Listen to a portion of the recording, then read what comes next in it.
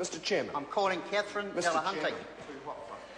Thank you, Mr Chair. I'm delighted to have this opportunity to take a call with many others. We have a lot to say. There is a lot to say about this bill, and I think the New Zealand's first speaker, Tracy Martin, identifying the issue of trust is a very important part of the context.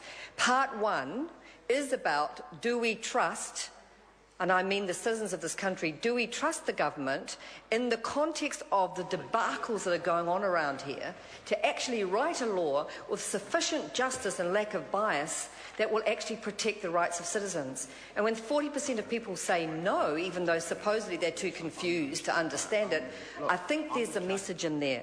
The other message around part one is people like Dame Anne Salmon, New Zealander of the Year, has come out and said clearly that this, and if you look at part one, you can see why, sorry, not you, Mr Chair, but we can see why, electronic McCarthyism.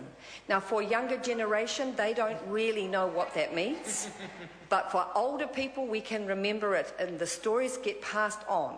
Some of us are students of history and do not want to see it repeated just because we're in an age of cyber scrutiny and mass surveillance. So let's reflect on the fact that Dame Anne Salmon and 40% of New Zealanders don't support this, that the Law Society came before the Select Committee along with other people and clearly identified clause by clause issues in part one that were problematic, and not all of them can be stupid.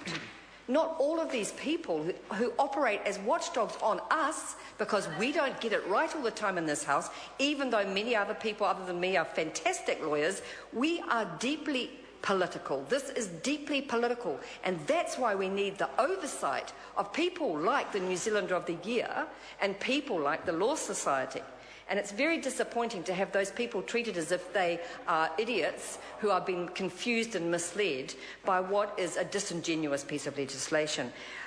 The context, clearly everyone agrees it was time for change, and part one is supposed to be that change, but this is not it. To rely on the SIS, and I reject Peter Dunn, the Honourable Peter Dunn's suggestion that so long as things are looked over and signed off by the SIS and the Defence Force and the police, everything will be okay. My personal experience was I was spied on by the SIS when I was 15 years old for being an education activist. Scary. Terrifying. A terrorist.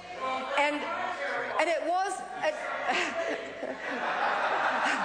It's true, I was at school with the Honourable Member Trevor Mallard, and I think I was terrifying at the time. However, I have mellowed and he has changed. But what I'd like to say about the SIS is that basically if part one relies on the Thompson & Thompson Tintin people in SIS, you're going to find a level of incompetence that is not to be relied upon for sign-off.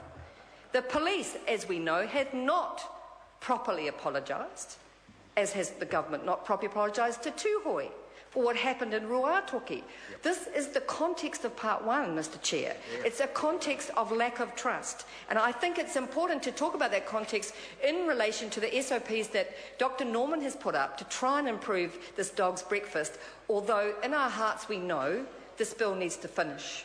It should be over. We need a complete review of the entire situation, not a bad bill that will get looked at every 5 years, which is what's suggested in part one. So the government is saying that there are sufficient safeguards in these key clauses, and if you look at 7 and 8, these have raised major concerns around the formation of the Bureau and the idea of cooperation with other agencies and the links with foreign agencies such as the 5As. Now, why would we worry about that? Because part one is supposedly addressing terrorism. I ask this House, what is terrorism? I am terrified of drones who can be sent from the United States of America to kill off children in the Yemen and Afghanistan and Pakistan. That's terror. There are many forms of terror in this world, and if we are serious to stop the fundamentalists on all sides of the political spectrum, we are not going to increase mass surveillance of our citizenry.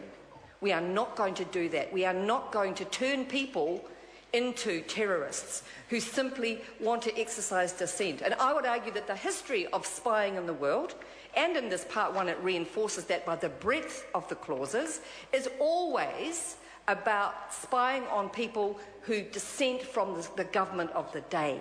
That's why we can't write this by ourselves. We need the Law Society. We need Dame Anne Salmon. We need my hairdresser who told me she was very unhappy with the bill today. We need everybody to have a proper say, Mr. Chair. Claudia Cowie. Mr. Chairman, I move that the question be now put. order. You've got to be dreaming. I'm going to call the Honourable Annette King. Pleasure. Thank you very much, Mr. Chair.